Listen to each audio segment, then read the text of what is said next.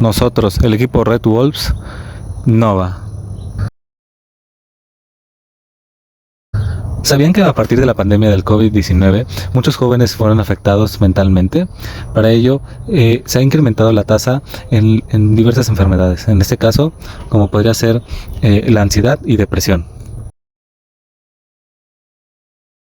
Este proyecto desarrollará una aplicación móvil que contará con inteligencia artificial y proporcionará encuestas para saber tu estado emocional. Una vez recopilados los datos, se podrá acceder al asistente virtual, que contará con una interacción de voz para una mejor comunicación para el dispositivo y el usuario. ¿Qué nos distingue? Se implementará un avatar para Nova, contará con un botón de pánico que llamará a una persona con estudios de psicología en caso de que éste sea presionado.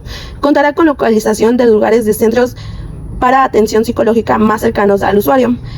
Esto conlleva a tener citas virtuales con especialistas en psicología y psiquiatría. Además, contaremos con una carátula para smartwatch que permitirá mostrar un holograma de Nova para mejorar la experiencia del usuario.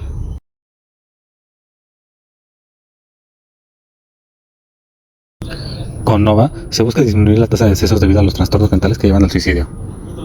Nova está comprometido con el ambiente, por eso implementará materiales reciclados como plástico, vidrio y acrílico para carátulas, reduciendo la demanda de nuevos materiales y promoviendo una economía circular. Esto disminuirá residuos y tendrá un menor impacto ambiental.